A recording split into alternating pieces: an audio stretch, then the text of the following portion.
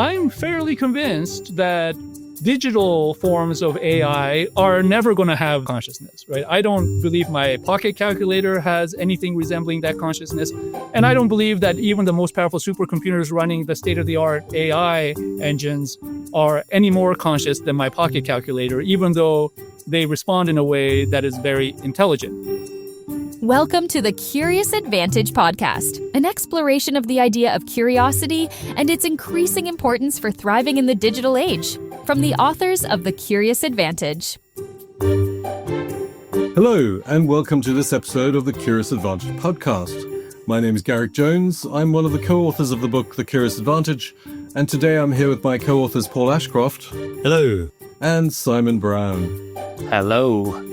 We're delighted to be joined today by Kentaro Toyama. Hi, Kentaro. Hi. You're a computer scientist, an author, and a leading voice in digital development. Can you share a little bit about your journey? And more specifically, we're very curious about limits of technology in social change. Sure. Thanks for having me. So I am a computer scientist by training. I did a PhD in an area of artificial intelligence called computer vision. And in 2004, I moved to India. I was working for Microsoft at the time, and I helped the company start a new research lab in India. I'm a research scientist, so curiosity is arguably the main factor that drives all of my work. I'm, curious about what makes things work and what doesn't make things work, and how both technology and people interact in that process. You asked a little bit about, limits to technology. I mean, to sum up what I discovered while I was working on these projects in India, where we tried to use digital technology to address problems in agriculture, governance, healthcare, education, and so on. The overall punchline of all of that is that I came away believing that digital technology only amplifies underlying human forces, and that in many cases where we have challenges or indifference with human institutions or even individual capacity, no amount of good or even great technology can turn that around. Kentaro, you talk about this in your book, Geek Heresy, which challenges a lot of the mainstream thinking around tech for good. What motivated you to write Geek Heresy, and how was it received at the time?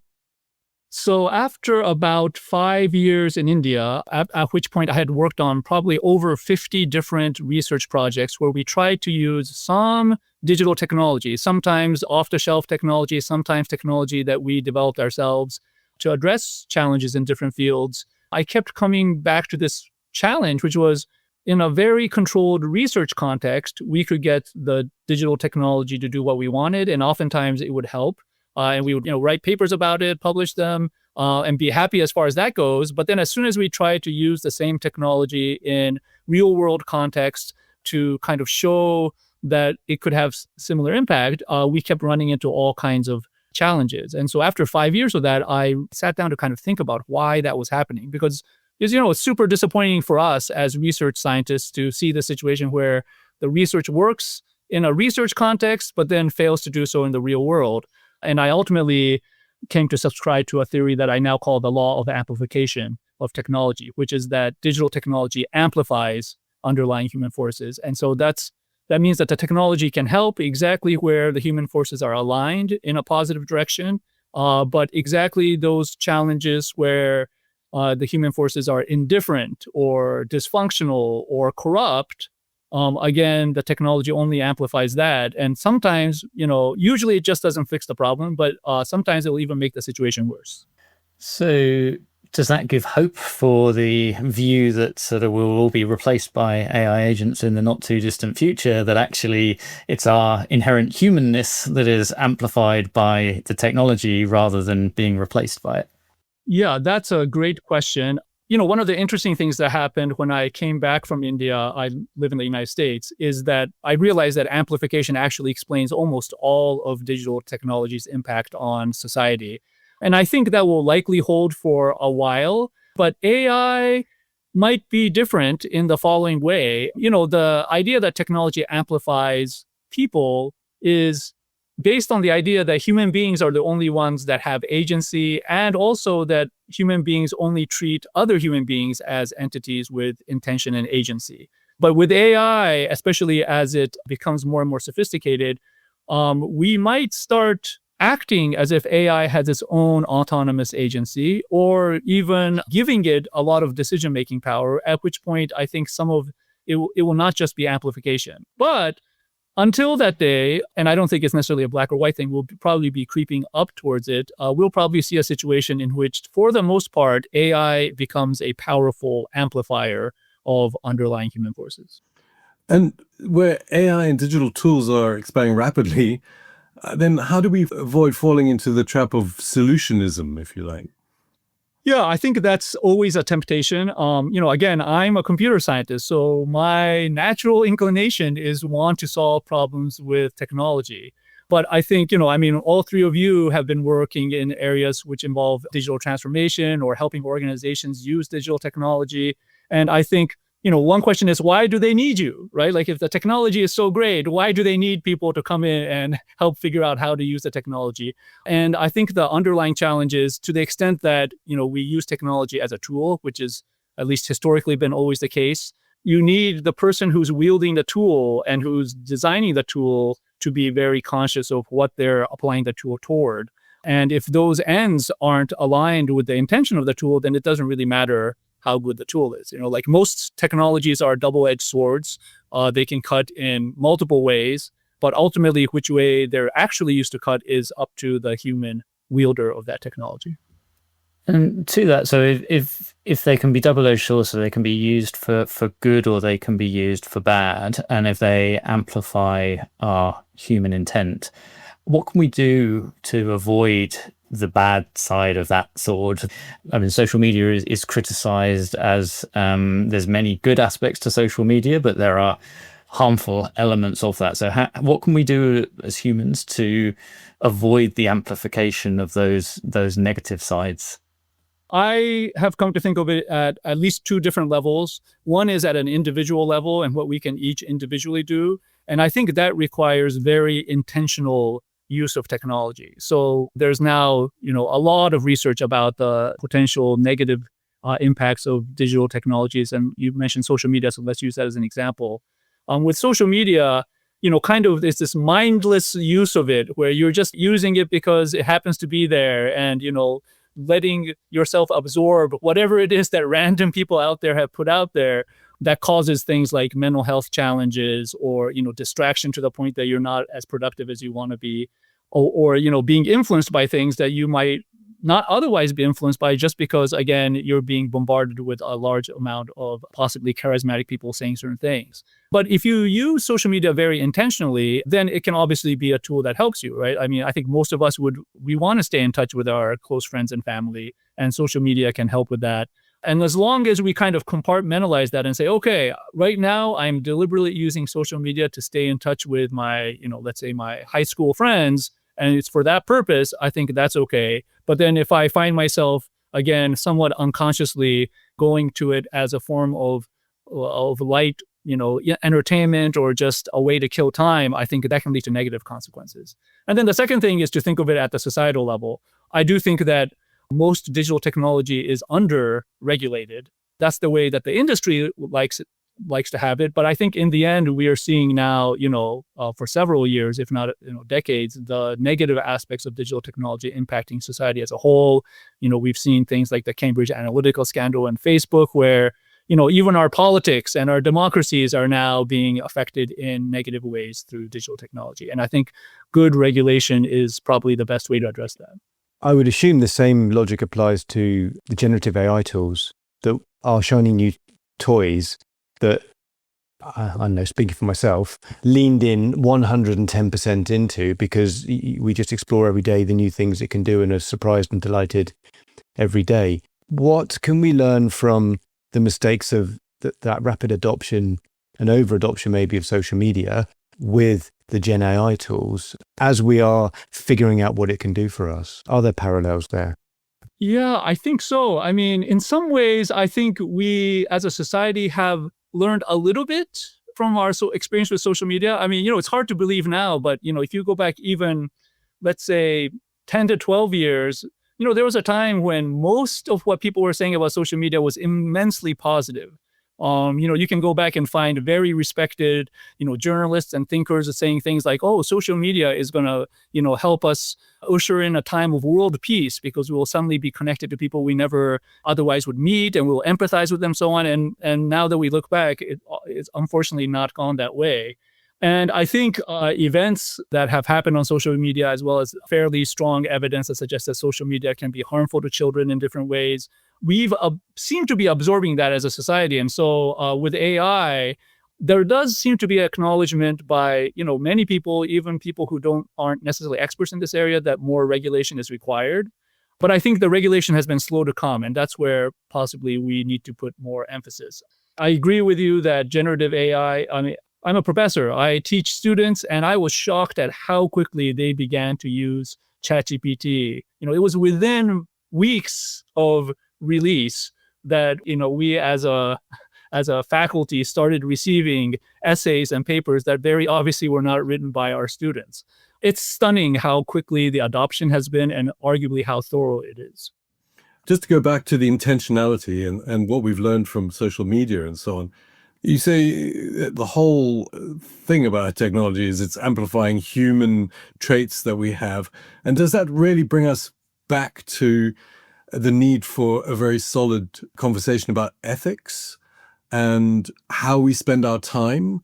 And how does that sit with the sort of more libertarian views that it should be open and that things will sort themselves out, do you think? A big question, I know. Yeah. In the end, I think it all is a ethical question, because if there was nothing ethically problematic with AI or with social media, we wouldn't be worried about it so much. It's because we know that these technologies have the capacity to cause harm. And anytime you talk about harm, that's an ethical question. So, yeah, I do think we need to be thinking about the ethics. Arguably, that's really the main issue, even in, whether it's individual use or public policy. I'm not a philosopher, so I hesitate to say any of this in a very strong way, but I do think that it raises new ethical questions of a kind that we have not had to deal with. Because when we have what's called artificial general intelligence, AI that is like human in every respect and possibly exceeds it, it will be the first time in human civilization that we as human beings have to contend with anything that is as smart as we are, and anything that can replicate the kinds of behaviors that we can do. And so that raises a whole host of, I think, new ethical questions. There's a lot of very different perspectives around when we reach AGI. I guess there's lots of different definitions around AGI. We saw in the last couple of weeks that GPT-3o is now passing IQ tests at a level of 136, which is 98% of the higher than 98% of the population. Even the offline test, I think, was at 116 that it had never seen before. So reaching an IQ that's sort of higher than most humans. What are you talking to with your students about AGI? What are your views on when we may start to see these glimmers of AGI, or are we already seeing these glimmers of AGI? And what we're seeing in public, I guess, is probably what's different from behind the scenes as well. So what are your thoughts there? Again, my background is in AI, so I've been following developments, and I do think that with the most recent large language models, that's what AI experts call technologies like ChatGPT. Something about today's AI has definitely solved a major puzzle in what we considered AI for the last several decades, and that threshold, I think, has been crossed, and it's incredible. When I was a graduate student 25 years ago, I did not think I would live to see the day that technology like this would exist. At the same time, today's generative AI is still not quite at the level of kind of reasoning that at least, careful human thinkers can achieve. And I think it's because, the existing technology is very good at producing what are statistically human-like outputs, but they don't actually do reasoning in a very kind of careful, step-by-step logical way that, all of us are taught through math classes or science classes and things like that. And so as a result, they routinely make things that we consider to be mistakes, even though you could argue that those mistakes are well within the range of statistical possibility given the training data that they're given. And I think it's possible that somebody already has the essence of the solution to that right now, because there's armies of AI scientists working on these problems. But my guess is we are very close to a situation where somebody will figure out how to make the existing, incredible generative AI tools also reason reasonably well in a way that will, in fact, be indistinguishable or superior to human. Yeah, it's always hard to predict these things, but the way I think about it is, evolution took billions of years to get to the point of something that is like our current AI. And then it only took maybe a couple of million, if not 100,000, a few 100,000 years to get to the point of the logical thinking that human beings are capable of. So I feel like that last little bit is really just a few tweaks on whatever we have right now in AI. And it's just a question of when we'll find it. And you mentioned a moment ago your students using ChatGPT sort of within weeks of it coming out. How have you evolved your teaching or how you work with students in an age where they have access to this phenomenal technology? Yeah, what does one of your assignments or your study groups or whatever look like now in an age of Gen AI? I mean, to put it in a nutshell, I'd say I've gone back to blue books. I don't know. Do they have that in the UK? Blue books are what we use in college to, handwrite solutions. And they used to be a thing of the past where everybody would have to come to a class and then you'd have a sheet that has all the questions. And then you'd have to write the answers in what we call a blue book, which is basically a thin blue notebook. Yeah, I mean, I've tried to move most of my assignments in a form where the students, to the extent that I'm asking them to write things, they're actually writing in class on paper and pencil, rather than at home when they have access to all the technology and we just have no idea what tools they're using for what purpose. I will say that I do certainly have assignments that involve writing. And to some extent, I think it's helpful for students to learn how to use AI. And so the standard I always tell them is, look, in the end, whatever content you submit is your responsibility, right? Like you can't say, well, I used AI and the AI screwed up, so that's not my fault. You have to make sure you review everything that you submit. We'll grade it at face value.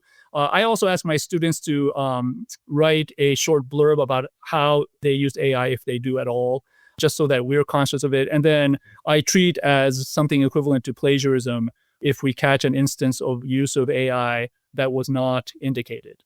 So yeah, there's different things. My colleagues do different things. Many of us have tried to move towards more activities, things where, it requires some action in the classroom, as opposed to just, writing things in a digital form. It's fascinating to me that, the more the AI grows and evolves, the more our response is to become more human in some respects and to get into constructivist learning systems that were all the rage before the technology took off.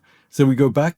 I mean, the idea about learning through doing and being in the world. We were speaking to Andy Clark, the philosopher, the other day, and we asked him this question about, the reasoning and the impact in the real world of AI. And he said, well, the big difference at the moment is that AI is, as you said, creating a replica of human reasoning in some respect. But the big difference is that AI does not exist in the world and it cannot act in the world. It's acting through us, through our agency at the moment. Not yet. It doesn't have specific action. And he says that he believes that that's the key difference at the moment. And that's what sets us apart. But he says that also makes it perhaps a new species that we have to be aware of. But I'm fascinated about how it becomes more constructive and how it forces us to be more human.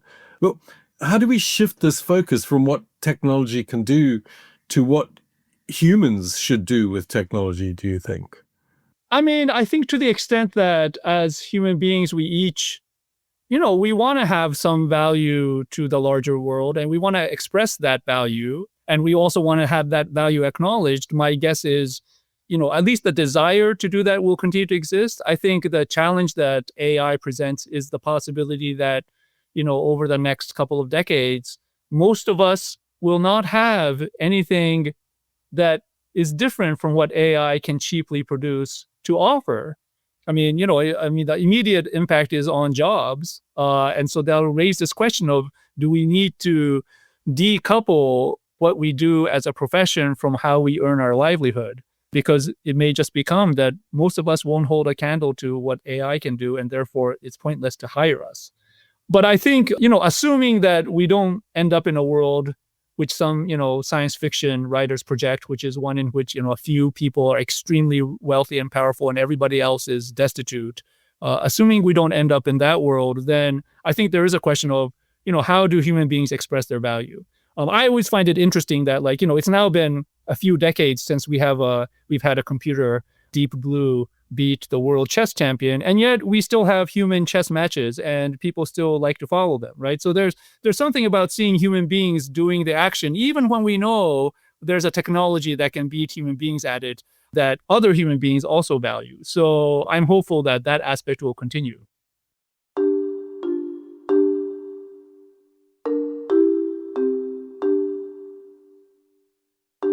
So we're talking to Kentaro Toyama, who is the W.K. Kellogg Professor of Community Information at the University of Michigan School of Information and a Fellow of the Dalai Lama Center for Ethics and Transformative Values at MIT. He conducts interdisciplinary research to understand how digital technology can and cannot support community development and social change. In previous roles, Toyama was co-founder and assistant managing director of Microsoft Research India, a research scientist in computer vision and artificial intelligence at MSR Redmond, and a calculus lecturer at Ashcroft University in Ghana. He is the author of Geek Heresy, Rescuing Social Change from the Cult of Technology. Kentaro, you mentioned jobs there, and it's no doubt top of many people's mind at the moment. We're seeing on a weekly basis large organizations letting go very large numbers of people, unfortunately, as they pivot. Do you see a risk that AI is going to deepen the types of inequality that you've described in your work? And where do you see this going? Are we going to just get more and more displacement, or are we going to get to augmentation? I previously referred to the law of amplification of technology, which is this idea that technology amplifies underlying human forces. I believe a direct corollary of that is that if you disseminate a technology widely, what happens is that it also amplifies existing inequalities. And one way to think about that is, what we could each do with, let's say, just an internet-connected smartphone, and how would that differ from somebody who is illiterate and might be poor financially versus what we can do? And similarly, how would we do against somebody like Taylor Swift or Bill Gates or somebody who has an incredible, other forms of, wealth that you and I might not have? And in each of those cases, what you find if you, do this thought experiment is that the technology amplifies the person, right? So if you start off with a lot of social influence, then the technology helps you amplify that social influence. If you don't have it, then the technology only amplifies a little bit. So again, all kinds of socioeconomic inequalities are just further widened by technology. And I think with AI, that's going to get worse. Many more people are going to become people whose skills can be done by computer or robot, and therefore will be difficult to hire. And then fewer and fewer people are going to have, they're going to have the access to the capital and the resources that allow them to hire computers or other people. And so I think that inequality will just get worse and worse and worse. Sometimes I hear this idea that, as long as we use AI to augment people and not to replace them, it'll be okay. But the last 50 years of history does not show that we can trust corporations not to remove human beings when they can with a cheaper alternative, right? So manufacturing has shown that with factory robots and automation. We're seeing that with the loss of retail in most places due to companies like Amazon. And if you think about it, we're on the cusp of having self-driving cars. In the United States, apparently there are 2 to 3 million truck drivers. Overnight, that group doesn't have a skill that a company would pay for. So I do think these threats are very real to the job market. And if there's any silver lining, I think it's when people like us with expensive college degrees and this belief that we ought to have a livelihood suddenly start losing those. I think everybody will be up in arms, and that might lead to a very major change in the way that we run the global economy. Through your work on ethics, what do you see as the I wouldn't like to go as far as the solution, but some potential ways that we can mitigate that. I mean, you talked earlier on regulation, which and reference maybe it's not going slow enough and we're not putting enough emphasis on. We hear reference to universal basic income, but how feasible that is short term, I don't know. And then you sort of layer on that a lot of these things are on exponential curves, and we're notoriously bad at predicting the impact of one exponential curve, let alone many interplaying off each other. So what have you sort of explored as potential ways that we can create the positive future rather than amplifying the disparity that may be there today? One that I think is still politically difficult, but which I think is absolutely necessary, is very progressive taxation. So, progressive taxation means that wealthier people get taxed at a much higher percentage, not just in terms of absolute amounts, but in terms of relative amounts than people who are earning much less. And I think the sooner we start doing that, the more we are on a road to practice what universal basic income might look like. Right now, I live in the United States. In the United States, we generally, economists will tell you, we have a very regressive taxation system. So Warren Buffett, the head of Berkshire Hathaway, he basically would say that he's paying a lower tax rate than his administrative assistant, which makes no sense, right? I mean, he's a gazillionaire. Why shouldn't he be paying a greater share of taxes than a person who is, earning a salary to survive? So those kinds of things I think absolutely need to be fixed. It's always a wonder to me how in a democracy that doesn't work out. It's surprising to me. I mean, you'd think the average person would realize, yes, of course, if you're wealthier, you've benefited more from the things that the world has to offer. There's no reason why you shouldn't pay a greater share to give back. So I think that's really the essence of it. And an extreme version of that would be universal basic income, which I don't think solves every problem, but is probably something we need to think seriously about if we get to a world in which AI and robots can do all the work or at least a good chunk of the work that human beings can do. I guess the challenge then, though, becomes incentives. So if progressive taxation is the answer, then likely as politicians that can put in place that progressive taxation, and there's probably not the incentive because the political damage of putting in place high progressive tax is unlikely to be a vote winner. So does that mean we're going to knock up against the incentives challenge? I mean, I think, extreme inequality leads to societal turbulence and turmoil. And I think we're already beginning to see that around the world. A lot of people who see things like the rise of, fascism around the world, the loss of democracy, which unfortunately we're seeing in the United States as well. Some people connect that to the fact that there's rising inequality in those countries. And I think if the inequality becomes extreme, and like I was saying earlier about, even a professional class losing the ability to earn a wage, I think we'll see a lot more, rebellion and revolt. I've actually been in rooms with people who consider themselves very successful, and rich entrepreneurs, where they, kind of like behind the scenes are talking, they're all worried about what they call pitchforks, meaning the masses with pitchforks coming after them. I think this is why we're seeing more and more instances of, very wealthy people buying up islands and creating their own bunkers. Some of it may be because they're worried about the next pandemic, but I think a lot of it is they're worried about regular human beings coming after them. And if they're worried, they should, I think the incentives are there for them to think a little bit about, okay, how can we make this so that millions of people or billions of people aren't as unhappy about their situation? It's fascinating to me that, the biggest concern of the wealthy apparently is security. And that as soon as the professional classes, who have traditionally, the solid middle class, are under threat, you will probably have a spectacular form of revolution and impact within society, because that could happen very quickly. And they have more access to influence as well. The other thing I'm thinking about, just talking about the provocation for politicians and the incentives that Simon was talking about, is also the very clear relationship between technology and consumption, because it's all very well to have a lot of AI agents and bots, and it's very fine to have factories full of robots producing goods. But if you've got nobody who can afford to consume these things, then the entire fabric of capitalism falls apart. Right. That's right. I mean, it doesn't make sense even from the perspective of somebody who wants to succeed as a business. Yeah. That's right. So the fundamentals are in question. If you haven't got consumers who are earning, you've got consumers who can't consume, and then the very, very notion of why all of this is going on just falls apart. Yes, I think that's right. A question then, Aurelia, about what advice would you give technologists or business leaders who genuinely want to create meaningful and equitable impact?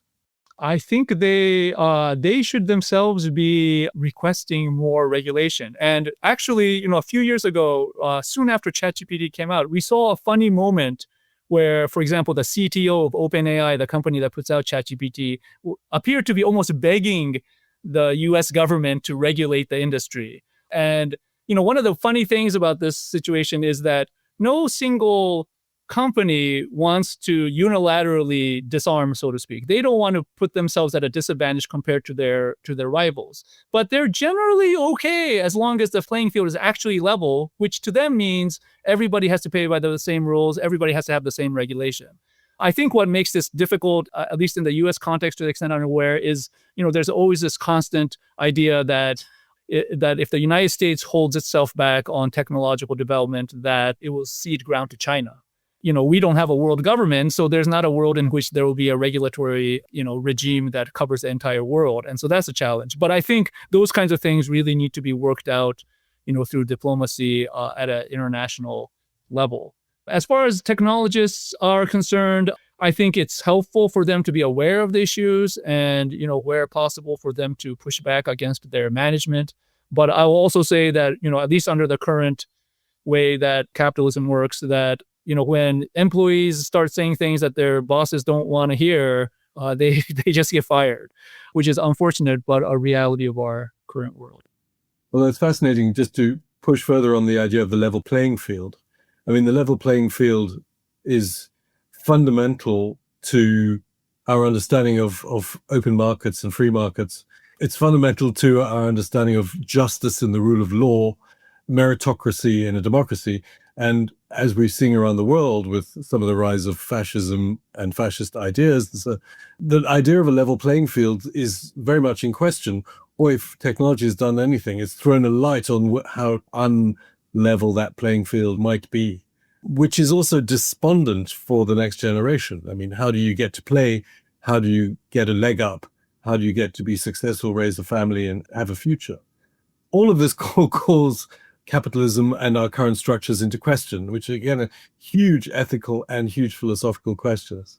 I don't think I have an answer at all, but these are things, as you say, the call for regulation is needed. And we need to understand that the incentive is to keep the lights on, fundamentally.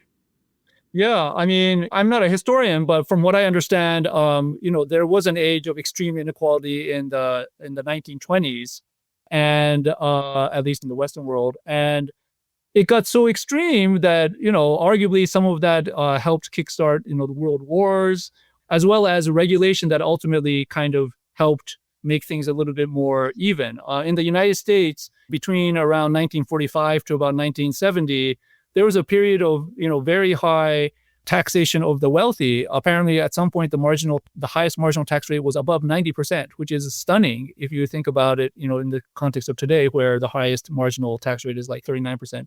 We as a civilization have done this correction a few times, and it seems like what it takes is for some significant crisis.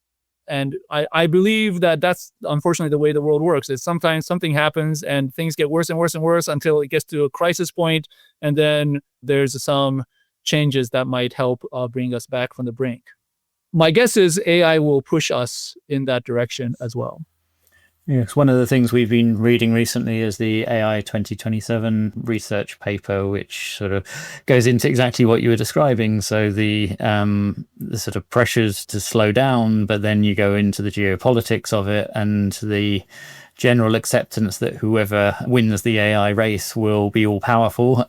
And so the incentives aren't there to slow down and put in the safeguards. So on what you were saying just then, does that mean we will reach that crisis point and we have to hope that that crisis is not too bad, and at that crisis point will be enough to wake everyone up and then put those safeguards in place? Is that the path forward as you see it? I mean, I think that's probably the path that is likely to happen. But I do think we can avert that big catastrophe if we're sufficiently thoughtful about it as a larger society. I do think that there's ways to continue the innovation so that we don't lose, on a global stage, but still also protect everyday consumers and human beings from some of the worst impact. It's not at all clear to me why we have to think of regulation in terms of, oh, this regulation is going to destroy all possible forms of innovation versus let's leave the door open for innovation in certain, controlled ways, but then also make sure that we're protecting average consumers and employees. Kentaro, at the top of the show, you mentioned, as a professor, you are curious on a daily basis. What are some of the things you're most curious about at the moment? And what are you looking into in the weeks and months ahead? Yeah, that's a great question. So one of the things that, AI raises it's been a question all the time for philosophy, but I think AI renews this question, is this question of what is consciousness? And, it's an experience that as human beings, I presume we all have, although one of the funny things about consciousness is I don't have any proof that anybody else is actually conscious, right? As far as I know, the three of you are, automatons who are like AI, but don't have any subjective feeling. But I assume you do because you seem human and I think I'm human and we probably have very similar experiences. So consciousness to me is that thing that feels pain or that knows what the color red looks like, assuming that you can see color, or that knows what the taste of coffee is. And it's that experience that I think makes living organisms alive, right? The capacity to have these experiences, whether it's pain or pleasure or taste of coffee or something else. I'm fairly convinced that digital forms of AI are never going to have that kind of consciousness, right? I don't believe my pocket calculator has anything resembling that consciousness, although I think, for example, even fish or insects have a little bit of consciousness. And I don't believe that, even the most powerful supercomputers running the state-of-the-art AI engines are actually any more conscious than my pocket calculator, even though they respond in a way that is very intelligent and which I often assume is a sign of consciousness. But, the fact is we don't know at all. Like there's no scientific way to prove that a thing is conscious or not. There are groups of scientists who believe they're developing theories of consciousness, but I have to say I'm extremely skeptical. I think we are extremely far away from having anything resembling a scientific understanding of consciousness. To me, that's in some ways, it's the ultimate question that arouses my curiosity is what exactly is consciousness? Is it something that arises out of what we consider to be physics? Or is it, as many people believe, is it the thing that exists first out of which the rest of the world gets generated?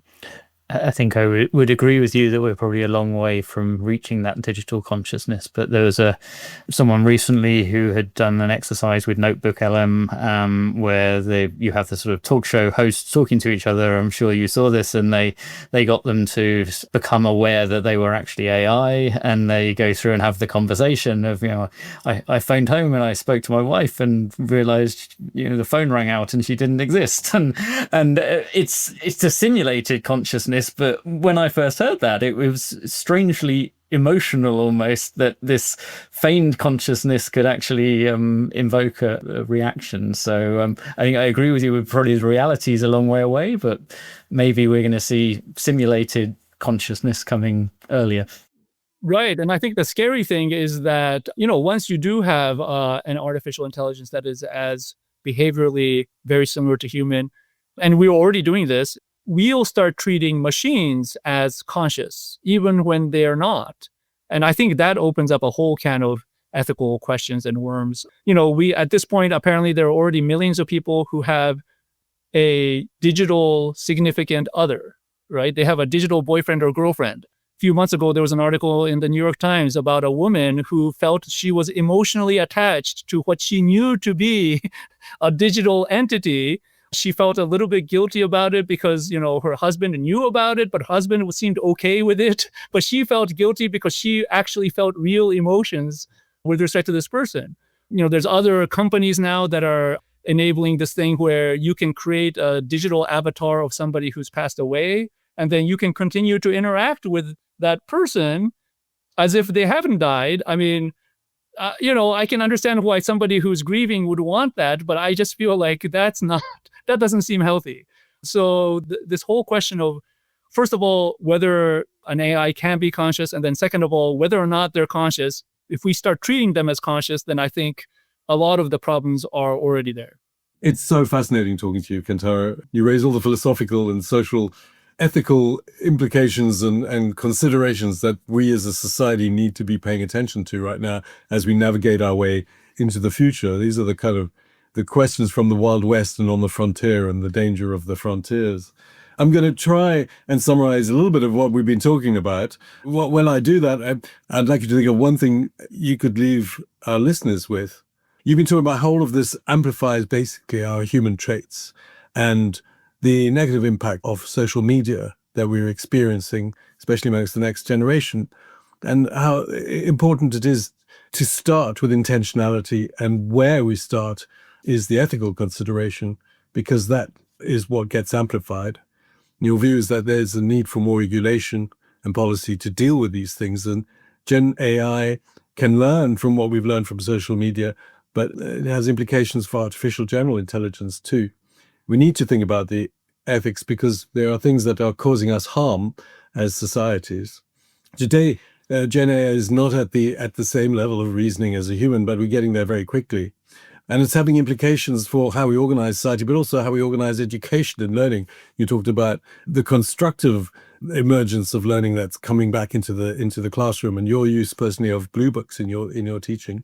And then we asked the question about what should humans do with this technology, and what is the impact of this, and where are humans in all of this, and how does it allow us to express human value? We then have a conversation about jobs and how there's probably a move to decouple jobs from all of the AI and into artificial intelligence that's moving. And with jobs being taken by robots and AI, that has an impact on the workforce. And then that led us to a conversation about inequality getting worse and the impact on the global economy and what that means for solutions to kind of solve the fact of consumerism and capitalism, being at the heart of some of the basics of generation of all of this. And that perhaps some of the solutions include progressive taxation and universal basic income. What was interesting for me is that the future of capitalism is really is in question. And as you said, regulation needs to be asked for in order to understand what we're doing. Talked a little bit about the level playing field, how that's in question. And I mean, these are big, big, big deals. And how are we going to deal with the increasing inequality that's rising in the world today? Because that has implications for all of us. AI, you think, if there's a silver lining, is pushing us in these directions to answer the big questions. And unfortunately, in the past, as humans, we've had to have crises that get us through these. Hopefully, we'll get to a crisis, but through a crisis in a way that doesn't harm too many people. And finally, you told us about how you're curious about consciousness and what that means. So if there's one thing to leave our listeners with, what would it be? Yeah, I mean, I think it's, very much what we've already been talking about, and which I understand about your work with curiosity as well. Like you all work with organizations that want to undergo a digital transformation, but interestingly, you didn't say anything that much about digital in your book, right? It's really all about the human, how to be curious. I think that is super important, which is to say that even in a world in which we're going to be overwhelmed by incredible technologies, ultimately what's important is for each of us as human beings to be the best version of ourselves, completely putting aside the question of whether there's going to be entities that can do things as well as we can. We still need to be the best version of ourselves. And I think a lot of that, the essence of that is ultimately ethical. Are we able to take the right action in the right instance, even if it means having to sacrifice things that we might desire? So, I'm somewhat pessimistic about the material conditions of the world over the next few decades, but I'm optimistic that as human beings, we'll, by hook or by crook, do the right thing when that becomes necessary. Thank you, Kentaro. Thank you. You've been listening to a Curious Advantage podcast. The series is about how individuals and organizations use the power of curiosity to drive success in their lives and businesses, especially in the context of our new digital reality. It brings to life the latest understandings from neuroscience, anthropology, history, business, technology, art, and behaviorism about curiosity and makes these useful for everyone. We're curious to hear from you. If you think there was something useful or valuable from this conversation, we encourage you to write a review for the podcast on your preferred channel saying why this was so and what have you learned from it. We always appreciate hearing our listeners' thoughts and have a curious conversation. Join today, #CuriousAdvantage. The Curious Advantage book is available on Amazon and good bookshops worldwide. Audio, physical, digital, or audiobook copy now to further explore the 7 C's model for being more curious. Subscribe today and keep exploring curiously. Thank you for listening to the Curious Advantage podcast. The Curious Advantage book is now available to purchase on Amazon. Stay tuned for the next episode and keep exploring curiously. This podcast is produced by Jessica Wickham.